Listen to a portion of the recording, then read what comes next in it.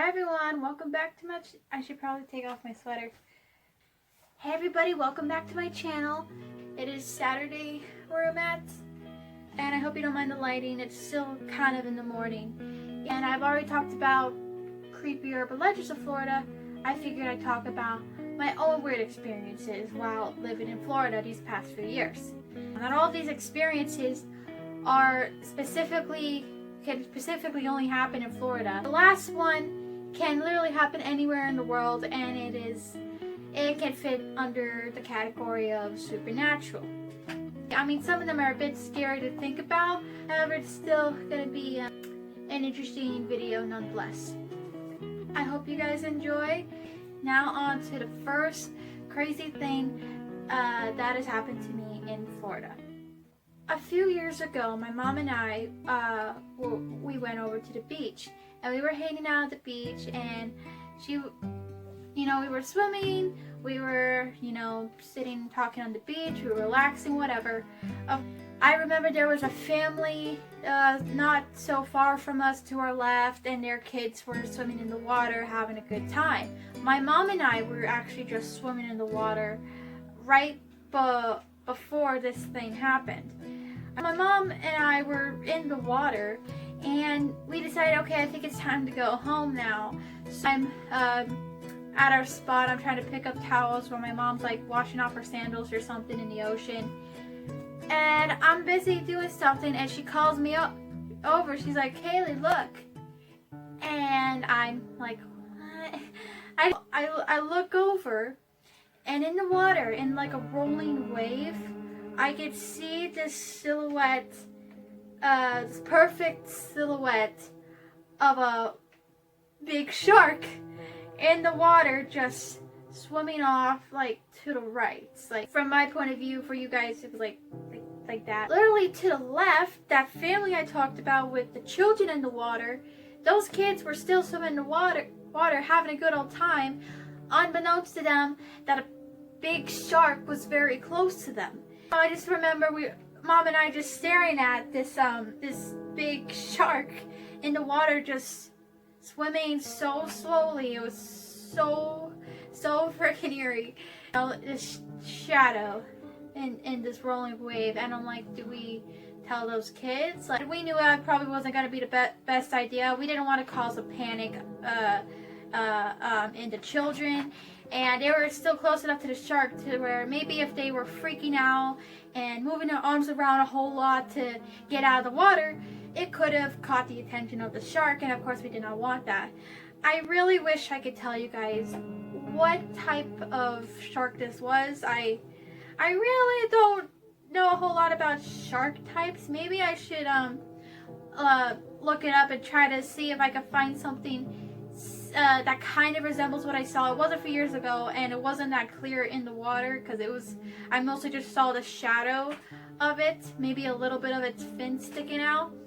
But I gotta tell you, it was one of them big sharks. It wasn't like a giant, like a great white or nothing, but it was pretty huge, and it had a big enough mouth to hurt you. So of course that was pretty terrifying. My mom and I were just in the water, literally maybe less than 2 minutes before we saw this, and there were still children in the water, totally unaware of the possible danger they were in. It gives me chills to think about, and I'm glad the shark just didn't really care about us and just kept on going, just until eventually we didn't see it anymore. It kind of went on right and kind of disappeared somewhere. It was an obvious shark. I like going in the water. I'm actually trying to learn how to surf. However, you see, I am not very good. I mean, I have gotten caught in rip currents before without a surfboard, and it's easier to just control my body without a surfboard than with a surfboard. I'm still getting used to that, and I've gotten myself out of a rip current one time. It actually took me a good maybe 10 minutes to get out of it, but everything was fine. But even though I love the water, I'm of course kind of terrified of the water, which is why after having a surfboard for 3 years, I still haven't totally I haven't even stood up or anything on a surfboard yet. I mean, I caught a couple waves at one point and was starting to get on my knee. Then I had to take a break like for a year. And then when I got back to it, I don't know nothing. And the ocean is awesome, but it's scary. The second story I have, which I feel like a lot of Floridians relate to, or at least a lot of people who live maybe in a tropical area where you can get a lot of storms, or an area where you get a lot of storms, like maybe up in Tornado Alley. But this situation was pretty creepy to think about. How we were this close to possible injury. I don't want to get morbid here, but someone could have died. As you know, my family and I were traveling for a number of years when I was younger. You know, I became homeschooled at 13 years old, and like I said in my last video, creepy urban legends, North Carolina, we had ourselves a little change, and we left that state, and most of our traveling time was in Colorado, but this story ain't about Colorado. And then once we felt we were done traveling, we went over to Florida, but you see, we were traveling RV style, and it took us maybe a little while to get a place, so we were parked in Florida for a while. I'm not gonna get into that. It wasn't really all that bad. It wasn't like a negative experience. However, there was this one park that we stayed in that is actually like nearby us now. We're not that far from where we used to live. But there was just one park we stayed in Florida. It has all these gorgeous trees. I remember, you know, always riding my bike there. However, like I said, this place had a lot of trees, and there could be really, really bad storms that weren't exactly hurricanes, but they were like enough to give like a tropical storm warning on the TV or something. And it could be pretty scary because living in an RV, a lot of it was metal, and you can really hear the rain pelting on the roof, and having being completely surrounded by trees in the campground we were in. There was a scary thought that wouldn't leave our mind. What if this tree falls on us? I mean, these were thick 100-year-old trees. Thank goodness it didn't. I'm not trying to get too dramatic, but we had a pretty scary situation in this last park I was just talking about. We were staying in the park, and one of the places we were staying at was under a really big tree. And my dad, he pays much more attention to things than I do.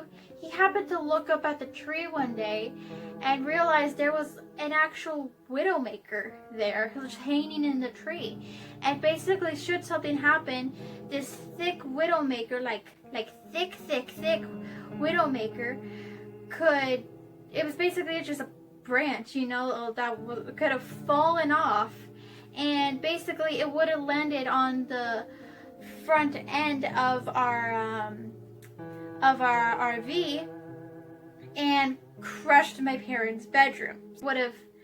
It was that heavy enough that it probably would have dented the roof and everything. So my dad's looking at it and he's like, I should probably move us. Of course, so a couple days go by, we moved the rig just a tad, you know, just enough to where we're still in the lot and we ain't sticking out on the road, but it doesn't seem like the Widowmaker will fall on us. We're thinking, yeah, probably nothing will happen. But of course, one night we're sitting in our place, just chilling out, watching TV, making dinner, whatever, and we hear this big kaboom! This big, like something very heavy fell outside, and we're like, what the hell is that? We go walking out, and guess what it is? It's that Widowmaker. It literally fell on the grill of our fireplace and bent the handle of it. It was that heavy. This thick Widowmaker. I'm gonna put up a picture. That basically where it would have fallen was exactly where my parents' bedroom was. But someone could have seriously gotten hurt had my dad not made the intelligent decision of moving us a little bit. We're like, whatever, when we cut up that Widowmaker and we turned it into firewood. we turned it into firewood, and you know, that's just how we moved on from the situation. You know, especially since the people at the park wasn't going to move it for us, so it's like, well, we might as well do something with it. Now, this last crazy Florida experience I have is actually happened in the same park the Widowmaker story happened.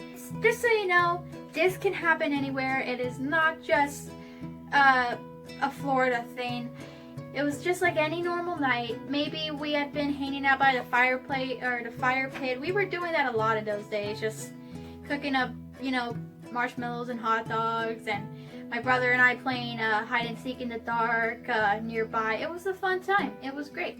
However, I guess at one point my brother and I were taking a break or something inside the RV while my parents were still out. Maybe they were trying to put out the fire, because it's not good just to leave an ongoing fire out, you know.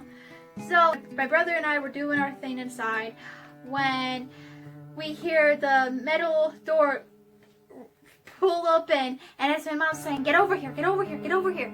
And we go out and we look up at the sky, and like, look up, and at first I thought it was stars, but then I realized the stars were moving. I don't know how I can explain this. I could probably show you a picture of a drawing I made of it, because I tried to take a video, but it was just so dark. It was just like a black screen. My phone could not pick it up. But basically, up in the night sky, we saw this trail of white lights. And imagine, I guess there could have been a cloud up there. I'm not quite sure. I just know these lights started disappearing. Imagine my hand is like a cloud, right? And my fingers are these little white lights. And it's slowly moving, kind of like they're connected to a circle thing. And it's slowly moving and disappearing behind this big thing until they were all gone. That was what we saw. I think we saw a UFO. You guys have to believe me on it, because I could not get video footage of it. We all tried our phones and we could not pick up this UFO thing, you know? It just wasn't happening for us, and I can't rationally think what else it could have been. Maybe it was a bunch of drones or something. I guess they were just synchronized with each other, you know? But like, I like to imagine it's a UFO, because I like to believe in possibly impossible things. We heard no sound, nothing like a plane or a helicopter. Really, all there was to it was just a trail of lights. I don't know if it was a UFO, supposedly, if it was like a bunch of little tiny crafts. I told my friend this, like, my friend asked me, was it like a bunch of little crafts or was it a big connected craft? And I'm like, I don't know. It just disappeared and we never saw it again. I had to look it up the next day, like on the local news, because I figured, oh my god, it was so big.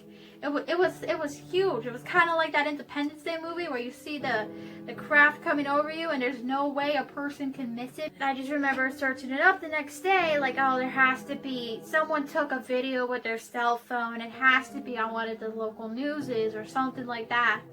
Nothing. I mean, there's no way we could have been the only people to see it. But I don't know. I guess we were. I don't know what to make of it.